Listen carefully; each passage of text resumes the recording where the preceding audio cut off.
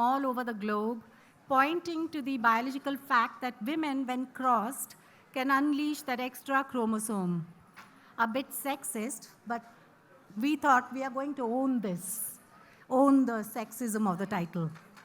Published by Hachette and edited with great love by Anupama Manral, in this anthology you will meet mythological women, modern women, old women, bold women, subtle women, crafty women, women who can be a fishwife or a fairy tale.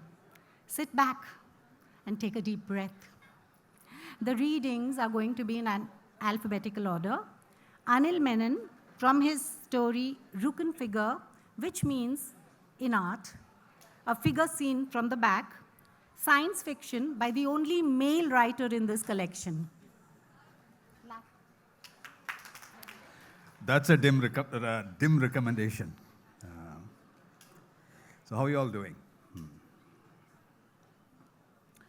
So this is a story of a guy who has great difficulty recognizing faces. It's a neurological disorder. And in his case, it has psychological consequences. And it's told from his point of view. So it's about 2 to 3 minutes.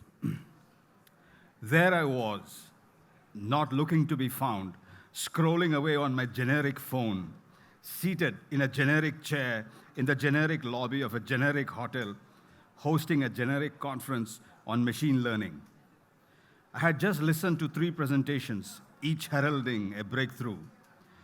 The technological future has a million faces, and each face consists of a poorly written research paper with a clever title, semi-truthful abstract, multiple authors, and improbable claims of significance. But I loved the genericity.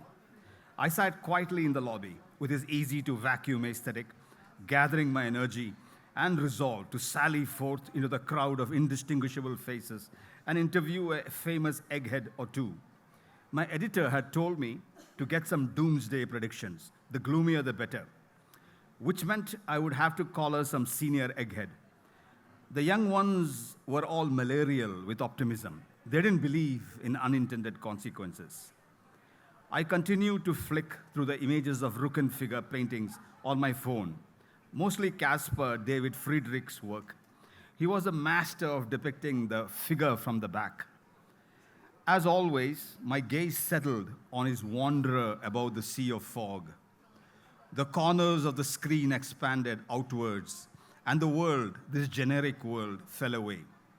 I stood on the craggy bluffs at the high edge of the world, walking stick in hand, dissolving into sky and fog and earth and nothingness, my back turned to life and all its snivels at my journey's end.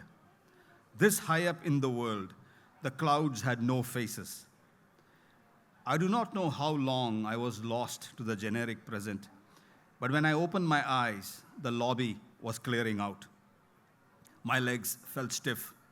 I put away my phone, began to collect my things. As I got up from the seat, someone hailed me by my name. I turned around. I didn't recognize the face, but the voice and curves and sheer brownness told me we had met before. She was smiling. You don't remember me, do you? Smile. Thank you, guys. Anuja Chandramouli, in her story Wretched, fairy godmothers are not always magical in a good way.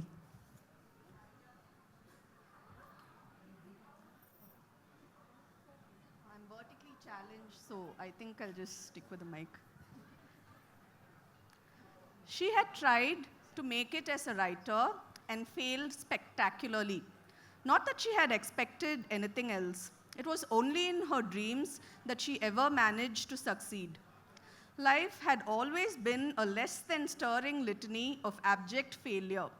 Some of her stories and articles were published in modest to respectable publications for embarrassingly measly sums, and sometimes just for the honor of being published. But there was no steady work for her. She would have probably made more as a hooker in the red light districts. But she looked even more hideous with her clothes off and doubted her sojourn as a hoe would be any more successful than her writing career. although it was worth considering, if only to piss off her old-fashioned, ridiculously moralistic grandmother, who nevertheless took the time to leer at her manservant and insist he massage her neck, shoulders, and feet every single day, moaning and groaning like a porn star as he ran his grubby paws over her.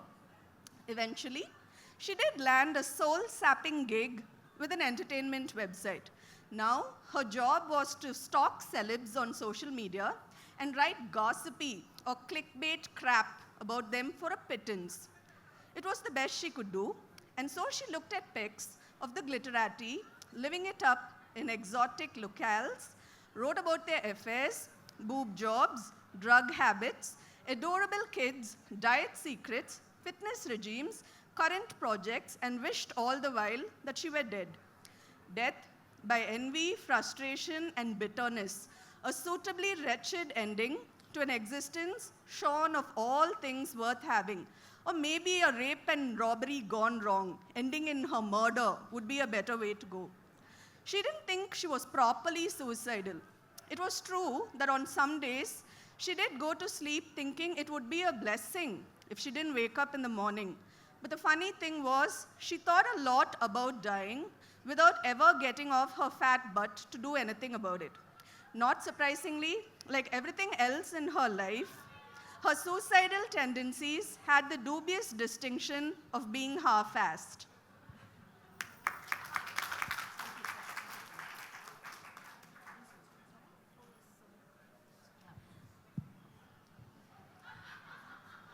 There are 3 writers who are not here, and their short story excerpts will be read by some among us. So, Anukriti Upadhyay's story, Vibha, to be read by A.T. Boyle. Vibha joins a posh office, and things begin to happen.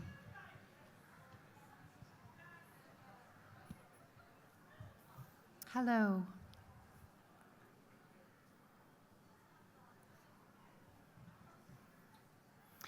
Alighting from the bus, Vibha crossed the street with stiff steps, shoulders held tight, neck bent. The staircase smelled of the lemony pet shampoo the parlor on the ground floor used. It tickled her nostrils. Her shell-like crust loosened in anticipation of the silent harmony of the unpeopled office. A cool, refreshing wash in a spotless bathroom, puffs of Pond's face powder applied liberally, a quiet cup of tea beside the window, gazing at the pedestrians sweating in the hot street below.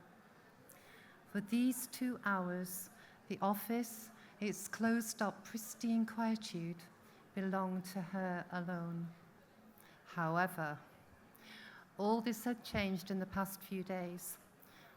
As Vibha unlocked the door and stepped into the trapped coolness of yesterday's air conditioning, the corners of her mouth fell. There was the hot hiss of the gas stove in the kitchen, the rush of a running tap, the slap of feet on tiles, signs of the new cleaner's unceasing presence. The cleaner himself stuck his head out of the kitchen door. The sticky, sickly sweet smell of milk and sugar boiling together, escaping into the sterile office space. Vibha still took the early bus from home, but the joy that had suffused her as she sat crowded, jolted and jostled 3 to a seat, jolted and jostled, vanished. Her mornings now were tealess, solitudeless, their calm tempo destroyed.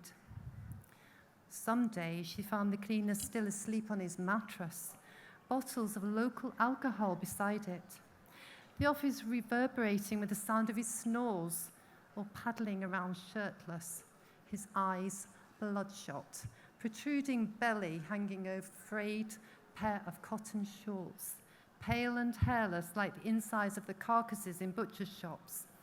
Every inch of the office smelt of his clothes, his food, his flesh. She wandered through the alleys radiating from the church, through village-like squares, old houses nudged into new shapes, large crosses erected at street corners, shanty markets, handcarts of fried fish, everyone buying, selling, begging, praying. A hawker trailing a large, gaudy tin sign painted with images of vermin, mosquitoes, rats, bugs, roaches, all the same size and in similar menacing poses, attacking a hapless woman dressed in a tight pair of jeans. Don't let vermin kill you, kill them first. People collected around him, buying the small, stoppered bottles of brown glass. How many rats will one bottle kill? Someone asked. Sufficient to feed all village cats, came the pat reply. Come on, buy, pay, move on. Mix in dough balls, drip in drains. Deadly to eat, deadly to drink. Don't give it to your wife's lover. Don't give it to your querulous neighbor. Wash your hands carefully. Come on, buy, pay, move on. Weber held out a 10-rupee note and received the brown bottle, unexpectedly warm to the touch. Thank you.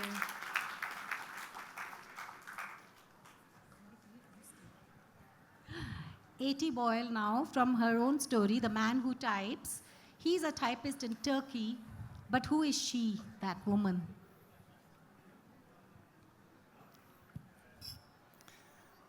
It had always seemed strange to her that the typing man kept no record of the transactions, although a faint imprimatur might remain on the cylinder where the paper was wound. Aziz had never heard of these marks being considered by the prosecution to be a material factor in the case. It was an old-fashioned approach that worked to perfection. Since taking over from his parents, Aziz had watched the typing man knit a priest-like mantle of confidentiality around his service. All who came to him knew that he would not break his word. But there was no denying that there must exist a record of each transaction imprinted upon the typing man's heart and brain, which, while he was still healthy, he has no choice but to carry everywhere. As you might have guessed, the nut seller Aziz was in awe of the typing man. Moments before, he had observed an abnormal gap between the offering of two typed papers and the woman taking them. And now the typing man was slowly lifting his head, not to the woman, for throughout the two heads had been angled away, but instead he was peering towards the restaurant's clock. It was the typing man's habit, and his father's before him, to register the time of each departure. Today, the difference was that the customer was still in the office. Aziz noted that the fourth part of the transaction, the payment, was also missing. In spite of this puzzle, he also felt drawn to the clock face. On seeing Aziz look up, the man and the boy who ran the bottled water stand looked up too, and so did the eyeglass seller. In fact, every trader in the park became mesmerized. This included the children, who could not allow themselves to pause for a moment from promoting their wares. The boys selling homemade wooden tops Murat became fixated. Only the woman was not watching the clock, and only she saw the prettily painted top set to dance by the poor-looking boy come to a jolting halt. Why did the clock not chime its usual half-past, but insist on making silence? Even the restaurant's owner, Sirhan, came out scowling like a disappointed father until his neck ached. Turning to the stallholders gathered on the other side of the tram line, Sirhan's gaze came to rest on the figure of the typing man, whose profile silhouetted under the little tree, looking somewhat different today. This could not be so, but it seemed that Mr. Osborne was wrapping his arms around his typewriter. Was the world waiting for permission to move on? How could this be? Sirhan felt foolish for thinking it, but he had the overwhelming sense that the woman was holding them back. And during these gaping moments, many tourists passed through the park, and for the first time, the stallholders flatly ignored them. with normality skewed, roles reversed, so that the tourists began to inquire about the nut coating and why it was superior to the kind back home. It didn't matter what price the scruffy boy was charging for his toys. Instead, they argued how many to buy. Like everyone else, what they really wanted was a stake in the thing unfolding. They had no idea what it was, but sensed it would make a good dinner party story. What was that man doing, slumped over an old-fashioned typewriter? The idea felt odd, but a few tourists were on the verge of offering help. When, to universal relief, the woman left the office and the typing man painfully withdrew from his typewriter, and the sound of his knuckles felt limply on the surface of the fold-out paper, trickety-clack, the clock laboriously came to life and told its half-past note. Thank you.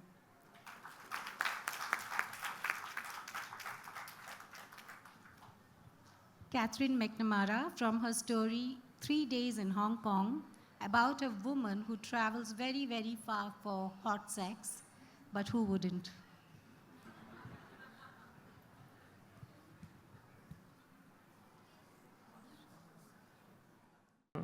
He says he won't be there. There'll be a sign with your code name, Philomena M. He likes secrets. You know, he likes living between several worlds suspended in the air. He likes flights. He risks collisions. He travels way too much. There is the card with your secret name, Philomena M. The driver has pointed sideburns like Nick Cave and skin pulled tight over his cheekbones. You drive onto the motorway, into the night, past cheap housing blocks with scabbed facades, balconies crammed as though the life is oozing out of them. The city pulls you in, sucks you under, chucks you up, then screams around you. Chasms, rafts of life, a Prada shop, the black numb sky and nowhere water. You pull into a ritzy place. The driver carries your half-empty suitcase, lopsided by books. You see a shabby Caucasian couple, hear them speak Australian. Your room number is 537. A slim porter maneuvers your bag. The room makes you start. It is layers of ruffled smoothness, and finally the deep ink panel of the harbour, buildings corded in light. You have barely sat down on the loo when the phone rings and you waddle out, knickers around your thighs. You've made it then, he says. Well, I was booked, you reply. I can't wait to see you. I'm wet as. I'm full as. He is fiddling with something. His phone, his trousers. Touch yourself, he says.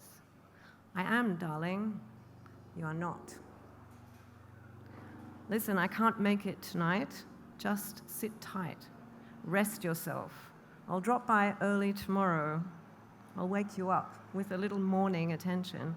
Make sure you're naked between those sheets. You go to the window. The city is a wide sweep of glitter. In the story of your life, you are love-struck and yearning, lucky and crazy, but you are not.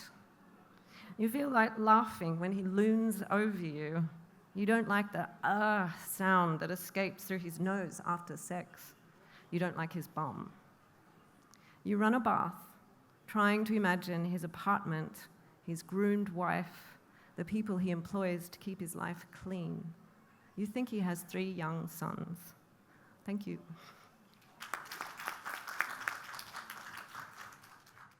Irenosen Okojie, from her story Following, after a heartbreak, the heartbroken act like junkies, like they're drugged. Hi, everyone. So I'm going to read from Following, which is a story about a woman who finds a tiny man in her garden and takes him hostage, then begins to torture him. I bought a yellow hamster wheel that squeaked. It sat by the crack on the white window ledge in the bedroom. My eyes returned to it repeatedly as though it was a small piece of thunder waiting to snag the wheel. Running on that wheel kept you busy and resentful. A tiny fist under the world's crinkly curtain. The sound of turns haunted the rooms. I heard it while drying dishes and polishing cabinets downstairs that house pictures face down. It bounced off the thin silver hands of my leather watch.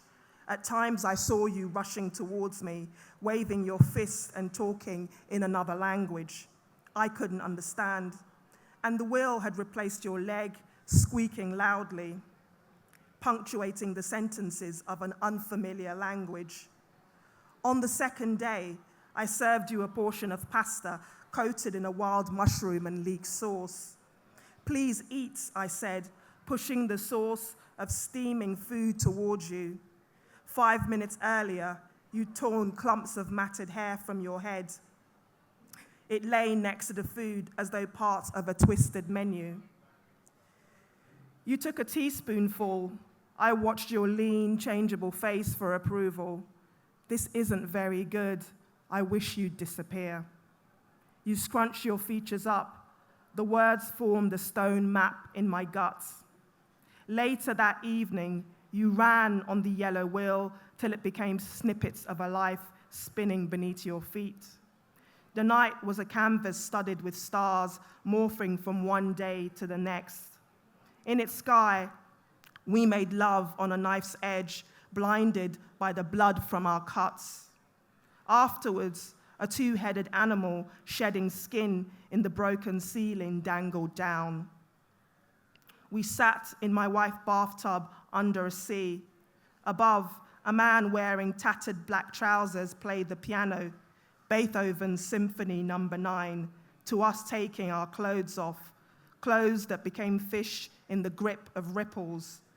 A minute or so later, a polka dot fish swam past. Sorry, sorry, sorry, you muttered at me, as though it was a mantra. Why are you telling me this here, I asked, a naked woman next to a little naked man. It's so blue, you laughed, like waking up having a different lens, and because things lose their definition here. Just then, a gold packet of Marlboro Lights floated. We took deep breaths, tasting cigarettes on our tongues. Well, it's crappy. It's crappy of you to say my pasta wasn't good. I pointed my finger accusingly. It felt like slow motion. I didn't say you were a bad person. I said your pasta was average. Sorry you cooked a terrible meal. Sorry, sorry, sorry. Mouth over my belly button, you pulled 3 threads. The piano man played frenetically. I sensed urgency in his strokes. His reflection was a shimmering looking glass. Your mouth curled over my nipples, sucked gently. The sweet sensation felt like falling into a trap. The bathtub spun away. Fish made from cotton and polyester wrestled things down into the bed of the sea. Only I couldn't see what they were, distracted by tiny tremors of pleasure spreading over my body. The coolness of the water made me semi-alert. Then I saw that the fish were wrestling memories, images of me laughing on a bridge, dancing in the supermarket aisle, buying a lamp with the half-lizard woman emblazoned on the shade, and in each one, the grip of someone holding my hand just outside the frame loosened. Thank you.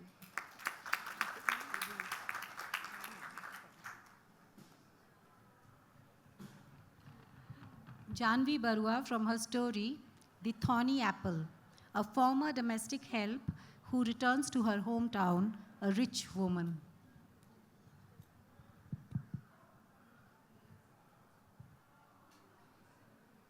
In the late afternoon,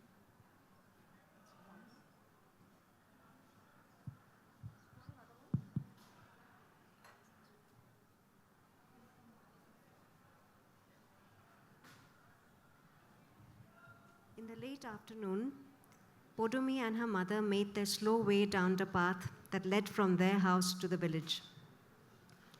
10 years ago, soon after Podumi had returned from Mumbai, retired from her decades of servitude, her mother had asked Podumi if she would mind taking her for a walk through the village in the evenings.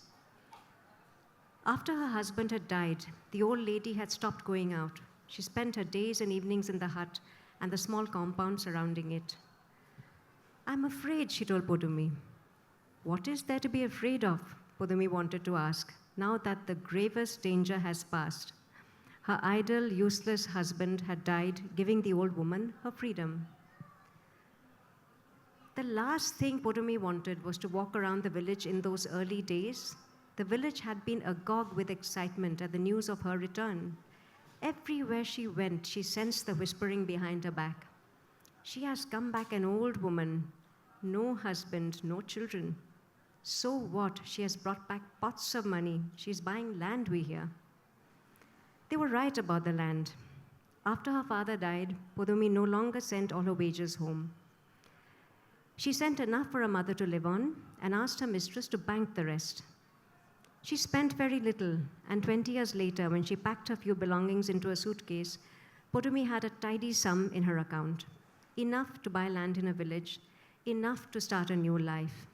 If one could start anew at 50, Podumi was determined to do it. The land was bought and a modest house built on it.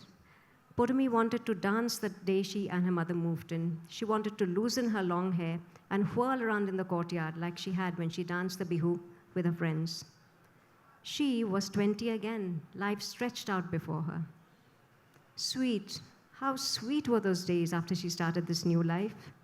The very idea that she could do as she pleased, wake up when she wanted, eat what she wished, sit where she wanted, made her dizzy with exhilaration. The day was hers to seize. This freedom that everyone around her took for granted had been denied to her for so long. Still, better late than never, and Podumi threw her full weight behind building a new life. She hired men and women to help her plant rice, to harvest it when the stalks were heavy with gold.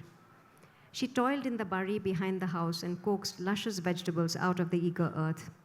She helped her mother with the loom and wore the beautiful mekhelas that came out of it with a happiness she had never hoped to feel.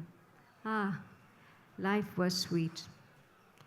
In the evenings, when the day's work was done, Podumi would take her mother on their customary walk, stopping to visit their old friends. She visited their compounds and sat with them, attempting to catch up where the ties had been severed years ago. All married, some were even grandmothers, and Podumi held the little babies in her lap and cooed to them. Then one day, as she carried Promila's latest grandson in her arms, she was struck by a despair that almost made her knees buckle. She put the child down, turned on her heel, and leaving her mother sitting there, ran to the small house in the fields. What had she been thinking? How could she ever imagine that she could restart life where it had been suspended? 52 years old, and she had never known a man's touch. She had never basked in that particular gaze of a man who belonged to her. She would never carry a child in her womb, and she would never know what it felt like to be called mother. She would always be alone. Podumi lay on her bed that night and wept for the first time in years. She wept as if her heart had broken, and she only stopped exhausted when the sun rose and the rooster crowed and a new day dawned. A few weeks later, the harvest commenced. This time, among the usual faces that came to help her in the fields was a new one, a man called Michael. He was from the hills down south, and he had come looking for work. A villager had directed him to Podumi's fields. He was young, in his early 30s, Podumi guessed, and sturdy, so the rest of the group seemed to like him, so Podumi let him join them. On the second day, she found herself working alongside Michael. They moved in easy rhythm, bending, cutting, and bending again. "No one will say you're an old woman," Michael said suddenly. Podumi straightened up and looked him right in the face. He met her gaze with a smile, and unexpectedly, Podumi blushed. Her retort stopped at her lips, and she turned around, pushed past the others, making her way to the himolu tree. "What's wrong with you?" her mother called out from the veranda. "Nothing," Podumi said. Yet everything was wrong. A madness seized Podumi from that day forth. She could not bear to be near Michael. She would burn with embarrassment, frustration, and another urge she could only name as longing. She stayed away from him, but watched him surreptitiously. She watched his shoulders tense as he bent to cut the grain. She watched him as he wiped the sweat from his broad face with a gamusa. She lingered around the gate as the men left work, and at the sight of his strong muscled calves, a warmth spread to her body. He must have felt her gaze, for he often looked up and intercepted it. When he caught her eyes, she smiled, his strong teeth flashing. There was a look in his eyes Potomi could not interpret, and there was no one she could speak to about it. Potomi was in love, and she burned with it. A fever, she told herself, a disease, and like a disease, it would pass if she endured it. She was mistaken. The fever grew in strength until she was no longer herself. She could not think rationally anymore. She lost her appetite and her sleep. "What's come over you these days, girl?" her mother asked. "Mind your own business," Potomi replied, but an unease grew within her. People would notice her change. If they already hadn't, she would have to act soon. The next day, Potomi made sure she found a spot next to Michael in the fields. As they bent down, their heads almost touching, Potomi said in a low tone, "Will you marry me?" Michael dropped the sheaf of grain in his hands, stood up, and straightened out. Potomi faced him, her feet planted firmly apart. Michael extended a hand and stroked her forearm. "What took you so long?" he said. "Of course I will." The wedding was a large one. All the village came to celebrate this unseasonal marriage between Potomi and young Michael. But Potomi's mother danced the most. All night long, she drank the local rice beer and told everyone she came across how happy she was. Her daughter was finally married.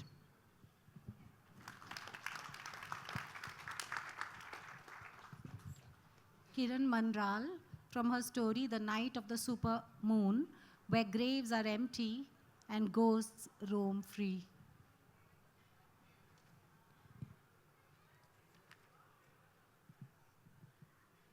Good evening, everyone.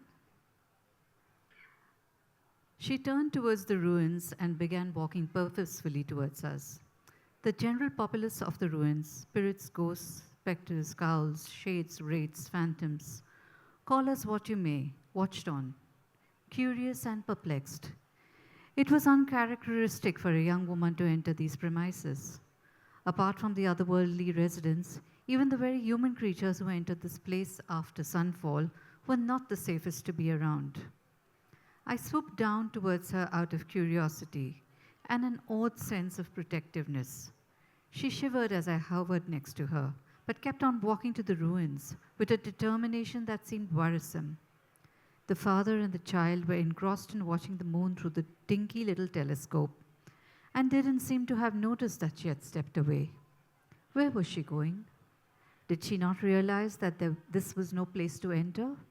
This was an accursed site, and whoever entered went away twisted and scarred permanently by the curse that had befallen this place. It seeped into them through some strange osmosis, percolating deep into their subconscious through the air perhaps, through the pain of all those who had died here, the monks and those they had never allowed to leave here alive with their sanity intact. Some lost their mind from the howling that soared into their brains, an unearthly howling, cries for help that no one beyond these walls could hear, a howling that began some nights at exactly the same time the fire had engulfed these walls. Perhaps she was going to relieve herself behind the wall, as there were no public toilets here in this place. The municipal authorities had never deemed them necessary, even though there was a steady trickle of tourists here most days to visit the magnificence of the ruined tower. It was a sight worth seeing, I must admit, even though being stuck here for the past so many years had kind of ruined the charm for me. We were on holy ground, or what was once holy ground. The woman was walking rather briskly and entered the gate without a moment's hesitation. I sidled right beside her, trying to gauge her intentions. She didn't know of the horrors within, I guessed, for no one in their sane mind would come within the gates after night had fallen. She was pretty, I realized, looking at her closely, a prettiness that was tempered with a gentle softness that made one want to protect her, to keep her safe from the creatures that were whooshing around her, weighing whether she merited any attention or should be ignored. She walked with purpose right to the tower leading up to the belfry and began climbing the crumbling stairs, lit up with the light of the blazing moon. The moon smiled down on us all, a smile that was fangs dripping blood. It made us all jump out of our non-existent skins. I fluttered next to her, trying to get inside her head and suss out her thoughts.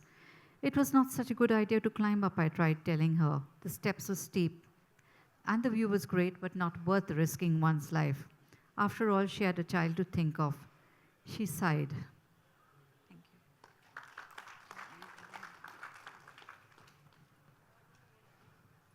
Madhavi Mahadevan, can you hear me? In Madhavi's mythological story, the woman who lost her head, a rishi's wife, Renuka, has to outrun her son, Parshuram. Is this fine? Yeah, can you hear me? Yeah, perfect. When a woman realizes that she's about to be beheaded, what does she do? She runs. I ran. It had taken Rama Jamdagnya a moment or two to grasp what he had been commanded to do. It dawned upon him that if he did not obey his powerful father, he too would meet the same fate as his elder brothers, dust unto dust. They lay before him, indistinguishable from each other, in 4 small heaps. A single curse was all that it had taken to reduce them to ashes. And I knew, even as he was still making up his mind, that unlike his siblings, Rama would obey Jamdagni. With that premonition, I ran. Of their own choice, my feet took me along the narrow mud path that led deeper into the forest, through light and shade, low scrub and wild banana groves, past a herd of deer, a family of partridges. I twisted and turned with no guiding thought except to keep moving. I had to stay ahead. My life depended on it. This pursuit was a Gaulish reversal of how it had once been. Then he had taken playful baby steps away from me, and I, his mother, had followed, laughingly calling out, "Rama, I'm going to catch you, just you wait." This time he was chasing me. He was hunting me down as if I were a prey that he would hound to the margins of the universe if need be. He was bigger than I, younger, stronger, and more focused. However, the thick vegetation was a camouflage. For several minutes, he lost track of me. Yet my place was flagging when the river appeared. The flash and sparkle of a mud-green waters through the trees was enough to give my flight a fresh impetus, a clear direction. Above the pebbles and the soft sand of the river bank, on firmer ground, stood a single hut, almost indistinguishable from the surrounding bamboo thicket. A woman of low birth, a fisherwoman, lived in it. I had always avoided going there before, but now I made for the hut, praying that I could give him the slip. To one side of the front door was an upturned boat festooned with a fishing net. A pumpkin vine scaled the mud walls. On the beaten earth floor of the front yard, fish scales shone like splinters from a broken rainbow. The morning's catch lay neatly arranged on sal leaves in 2 cane baskets. But where was she? Where had the fisherwoman gone? The last time I had seen her by the river, she had flashed a smile and waved, but kept her distance, as she always did. I banged on the front door. It wasn't locked. I went in and quickly fastened the bolt. All was silent inside the single room. The air was still smoky from the Dow's kitchen fire. Murky light filtered in through a narrow window at the back, allowing me to make out the shape of things. Embers glowed in the hearth beneath a clay pot, few utensils arranged on a crude wooden rack, a rolled-up reed mat, a piece of driftwood gathered from the shore. These were the odds and ends of a meager existence, so disconnected from mine that it was difficult for me to comprehend. Yet, for a blessed moment, I had a sense of respite. Safe. I am safe. He will not come here. Before long, however, my ears caught the sound of his tread.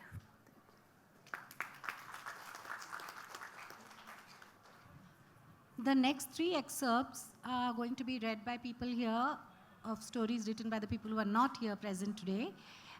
So I would just say to keep it slightly short because we have 12 minutes, or maybe keep like 2 to 3 minutes of readings for the next 3. Robin McLean's story, True Carnivores, to be read by Catherine. When sisters declare war, what happens to the nephews?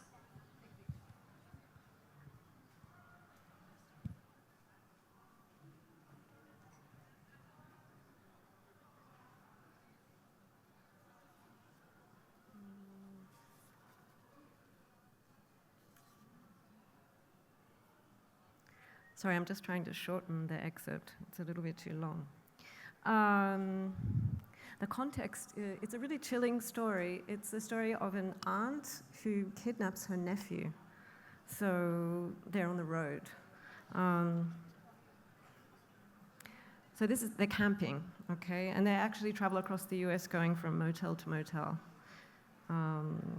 They camped on the Lolo. Trees drowned out highway noises. The ridges stood steep and dark. The fire was warm and good. Wind moved only the top branches. Theo cooked a hot dog on a stick. When you were little, Theo said, who was faster, you or Mum? I was faster. But, he said, she broke both legs once. Yes, but I was faster even before that. The trees were black and close over the tent. The moon tipped on the east ridge. My mum's tuna casserole's really good. My tuna casserole's excellent too. I'll make it at the next motel. The fire snapped with Theo's crease. Do we have enough money? He said. Your mother made sure we had plenty.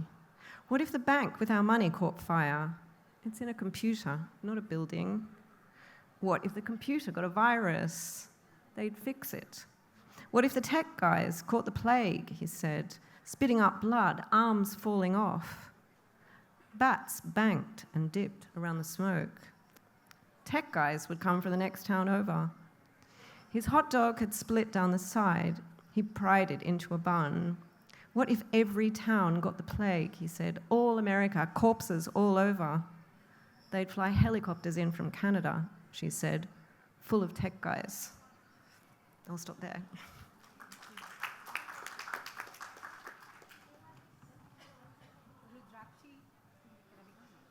Rudrakshi Bhattacharjee, her story, When Carl's Cafe Closed Its Door on Me, will be read by Irenosen, where the author, the late author, delves into the very fraught relationship between mothers and daughters.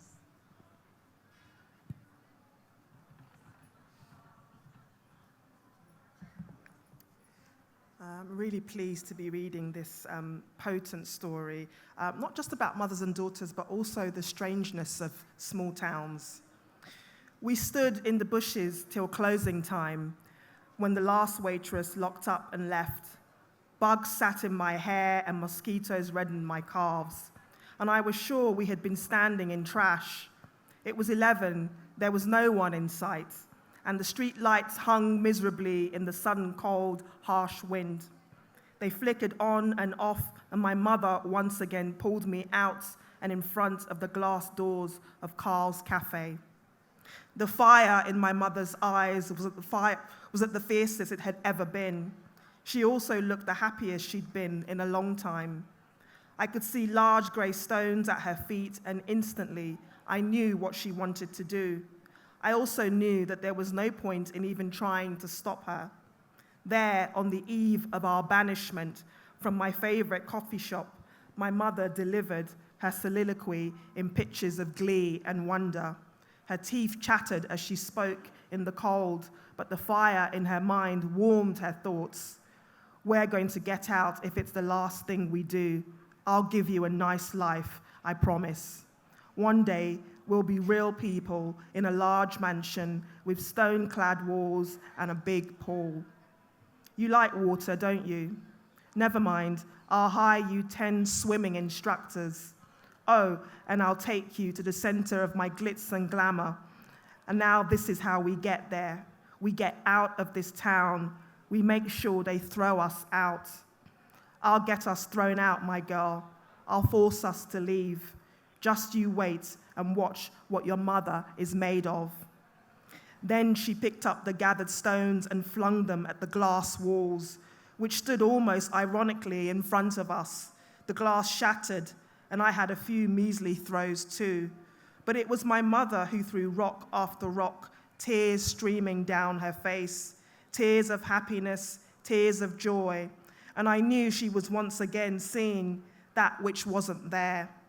The clanging of the glass, the smashing of its shards on the ground wasn't as voluminous as I'd expected the downfall to be.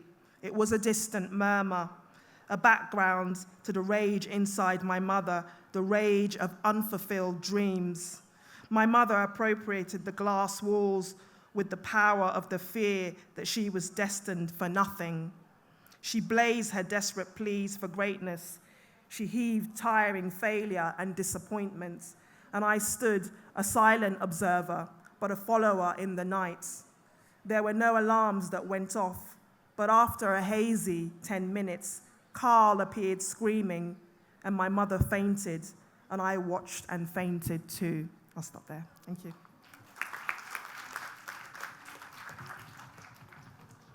Shobha Tarur Srinivasan, whose story, Bhavanam, digs deep into the psyche of the ignored and the neglected, to be read by Anil Menon.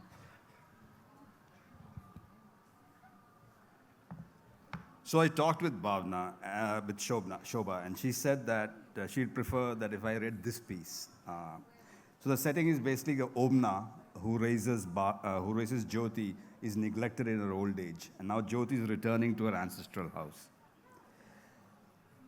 As the taxi rattles and bumps its way towards Bhavnam, Jyoti feels a familiar sense of butterflies in the stomach, the goosebumps, and the shallow breath that mark a growing sense of excitement. This should have been her annual visit to the family ancestral home in the village in Kerala, except it has been more than 3 years since she has returned. These quiet summer sojourns away from a hectic life and high-rise home in the city are always welcome. The tarred roads are soon replaced by unlevel earth. The car jolts on the crevices of dry mud and pebbles. Jyoti imagines that she feels the rocking, irregular motion of the bullock cart that was the usual mode of transport when she was a child. Even the ground smells different here. The natural perfume of fresh earth after the monsoon rain blending with the faint fragrance of the jasmine. She sees the familiar canvas of green, the paddy fields stretched out for miles near the home like a soft carpet, slender stalks of rice swaying gently in the wind. She smiles, imagining that the tall, sinewy palm trees with their expansive umbrella leaves are bowing their greeting and fanning a welcome as she approaches. She can feel the strong heat of the summer sun, but rather than oppress, it envelops her in its warmth and reminds her of the cold, boisterous baths she used to have in the Para so many years ago. She almost tastes the sweet, cool coconut water in her mouth as her eyes scan this scene in anticipation. She can smell the ripening jackfruit on the trees below her room and taste the sweet, fleshy pulp of the mangoes in the front yard. It has been too long since she visited the place of her childhood. The sky is so blue, so vast, so peaceful here. Every bird in the sky has its rightful place. The wind whispers in the village. The breeze doesn't tease, but is a gentle caress. She's going home to her ancestral house. Thank you.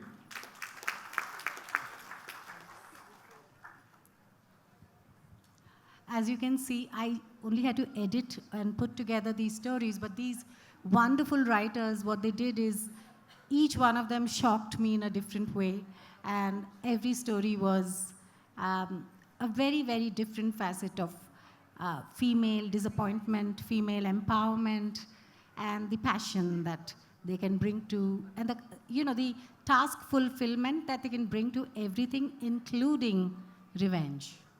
So I'm going to read out from my introduction in this book. Poets have devoted verse to every part of her. Face like the moon, lips of rose petals, hair bolts of silk. She is doe-eyed, ox-eyed, starry-eyed, lotus-eyed, almond-eyed. That's on a good day. On bad days, women have an agenda, a poisoned apple to hawk. Medusa, Jezebel, Shurpanaka, Lilith, Salome, giving everyone something to talk about.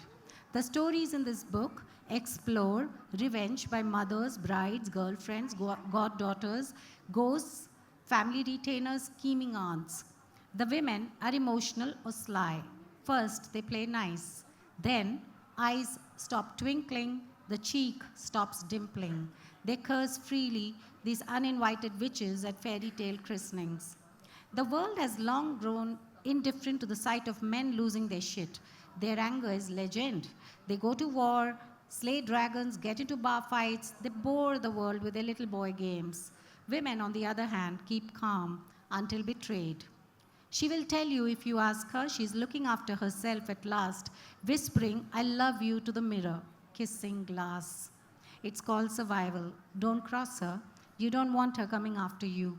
Claws out, fangs bared, hackles raised, slit-eyed, baying for blood. Run, little man, run.